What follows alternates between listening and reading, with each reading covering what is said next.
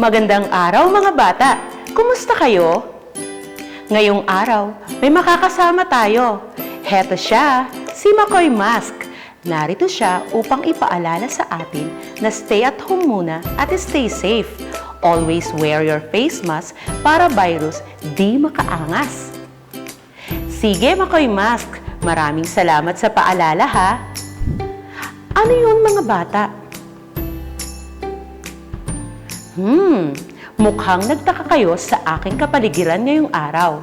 Sige nga mga bata, masdan nga ninyo ang kinaroroonan ko. Ano-anong mga pakiramdam ang meron kayo habang nakikita ninyo ang lugar na nasa likuran ko? Nakakagulat ba? Nakakatakot? Nakakabahala? Malalaman natin ngayong araw kung ano ang kaugnayan nito sa ating aralin. Kaya, halika! Sama na, mag-aral, makinig, makidaho. Kaya naman, ako si Teacher Beth, ang inyong guro sa Araling Panlipunan 6 na inyong makakasamang mag-aral ngayong araw. Sa pagsisimula natin, sabay-sabay nating sabihin, basta kasaysayan, masaya yan! Mahusay!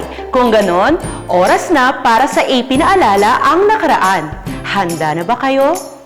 Mga bata, para sa ating gawain, kunin ninyo ang inyong papel at panulat. Sagutin kung tama o mali ang mga sumusunod na pahayag patungkol sa natutuhan mo sa nakaraang aralin. Unang bilang. Ang tawag sa Pilipinong piniling pumanig sa mga Hapones ay makapili. Tama ang pahayag.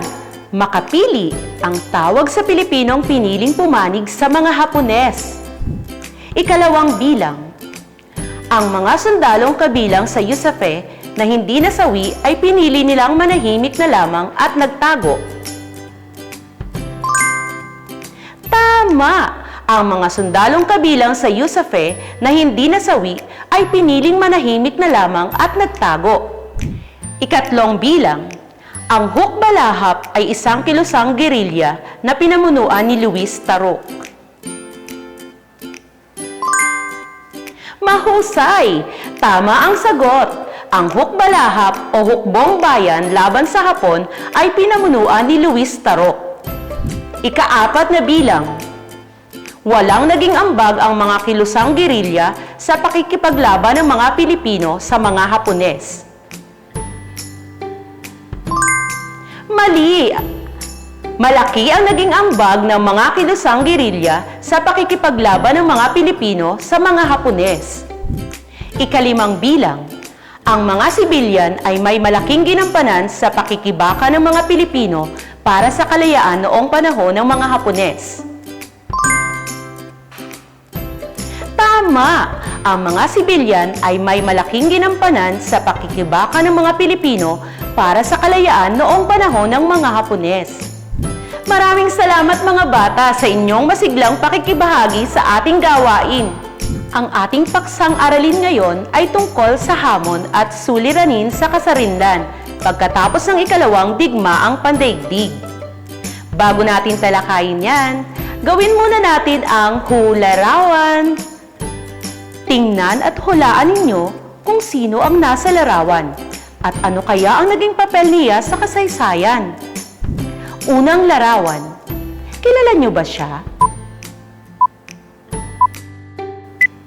Tama! Siya si Manuel Luis Quezon, ang Pangulo ng Commonwealth at ama ng wikang pambansa. Ikalawang larawan. Sino siya?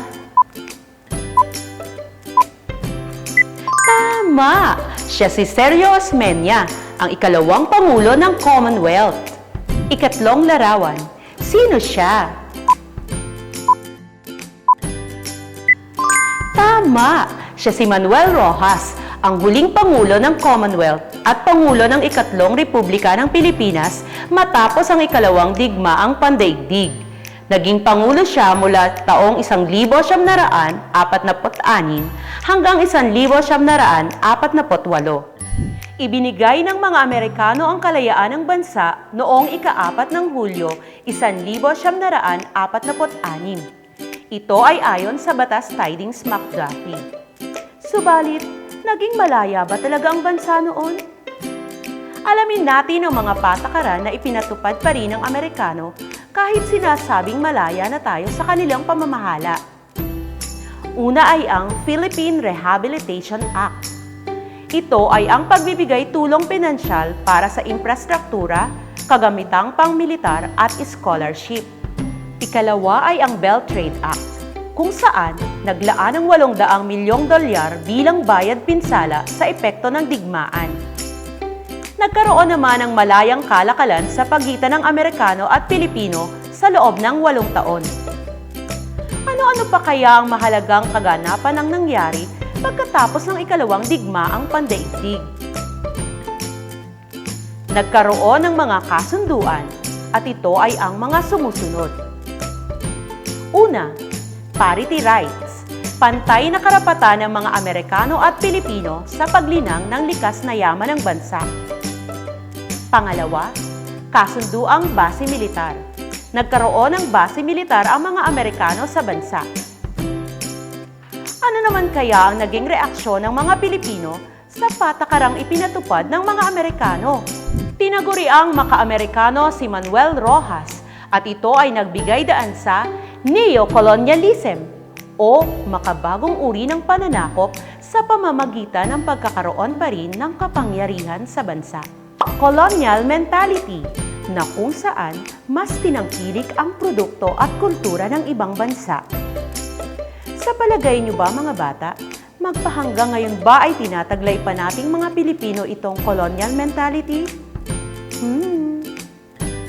Maliban sa patakarang ipinatupad ng mga Amerikano, ating alamin ang mga suliraning kinaharap ng pamahalaan ni Pangulong Manuel Rojas pagkatapos ng ikalawang digmaang pandaigdig. Ano ba ang naging suliranin ng mga Pilipino pagkatapos ng ikalawang digmaan? Una, pagkasira ng mga gusali at mga infrastruktura. Ikalawa, suliraning pangkabuhayan, kung saan ay nawala ng hanap buhay ang mga tao. Ikatlo, pagdami ng informal settlers o mga taong buhat sa probinsya na pumunta sa Maynila at walang sariling tirahan. Sila ang tinatawag nating mga squatters ngayon. Malaki ang naging suliranin ni Pangulong Manuel Rojas sa panahon ng kanyang panunungkulan dahil sa epekto ng digmaan. Kaya, katulad ng kasalukuyang pamahalaan, nagkaroon din siya ng build na proyekto. Ipinagawa niya ang mga nasirang gusali, tulay at mga daan upang mapaunlad muli ang ekonomiya ng bansa. Upang malutas ang suliranin sa informal settlers, gumawa ang pamahalaan ng programang tinatawag na NARA. Ito ay ang tinatawag na National, R. Resettlement, R. Rehabilitation, A. Administration.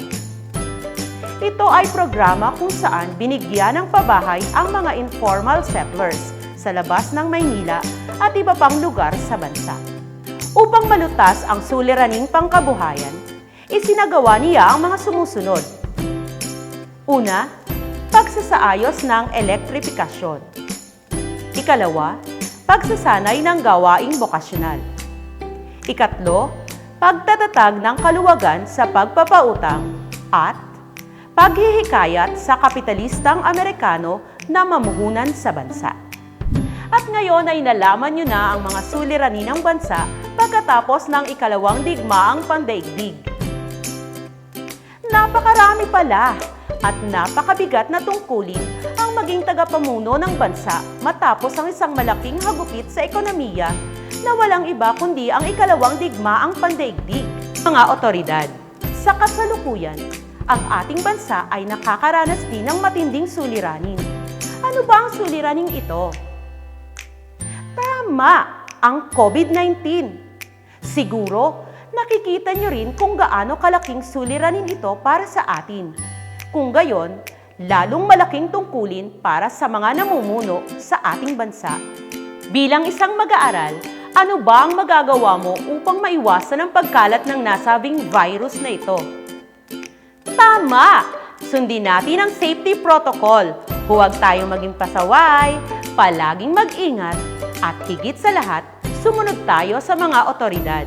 Talagang malaki ang naging suliranin ng pamahalaan ni Pangulong Manuel Roxas dahil sa epekto ng ikalawang digmaang pandaigdig. Subalit, gumawa siya ng mga programa at patakaran upang malutas ang suliranin.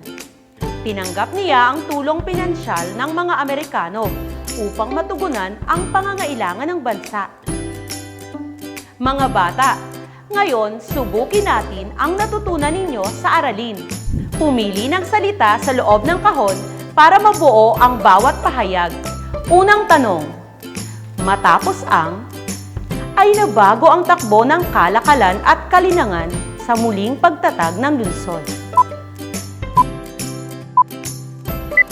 Tama! Digmaan ang tamang sagot. Ikalawang katanungan, ang kawalan ng karamihan sa mga Pilipino ay naging isang malaking hamon sa pamahalaang Commonwealth. Mahusay! Hanap buhay ang tamang sagot. Ikatlong katanungan, naging laganap na problema ang pagdami ng... Magaling! Illegal settlers ang tamang sagot. Ikaapat, itinatag ng pamahalaan ang upang masolusyonan ang problema ng informal settlers. Tama! Nara ang tamang sagot. Ikalimang katanungan, kaakibat ng kakulangan sa hanap buhay o mapagkukunan ng hanap buhay ay ang... Mahusay! Kahirapan ang tamang sagot. Magaling! Matagumpay ninyong natapos ang ating pagsusulit. Kung nakakuha kayo ng 5 hanggang 3 tamang sagot, bigyan ninyo ng Our Fantastic Clap ang inyong sarili.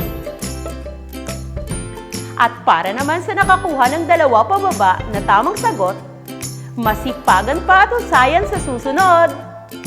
Napakahalagang malaman natin ang natapos na paksa para magkaroon tayo ng bukas na isipan ukol sa mga usaping pang-ekonomiko at pandaigdig. Napakahirap ang dinanas ng isang bansa na bumabangon mula sa pandaigdigang digmaan. Isa pa, nakalulungkot ang daranasin kung ang bansa ay mahirap at kapos sa pagkukunan. Kaya kayo mga bata, palaging itatak sa isipan, maging bukas ang isip, isa-puso ang pagiging makabayan, tangkilikin ang sariling atin, para pagka Filipino at kasarinlan ay ating maingatan. Magagawa nyo ba? Para sa inyong takdang aralin, mga bata, gumawa kayo ng isang poster patungkol sa mga suliraning naranasan ng ating bansa matapos ang ikalawang digmaang pandaigdig.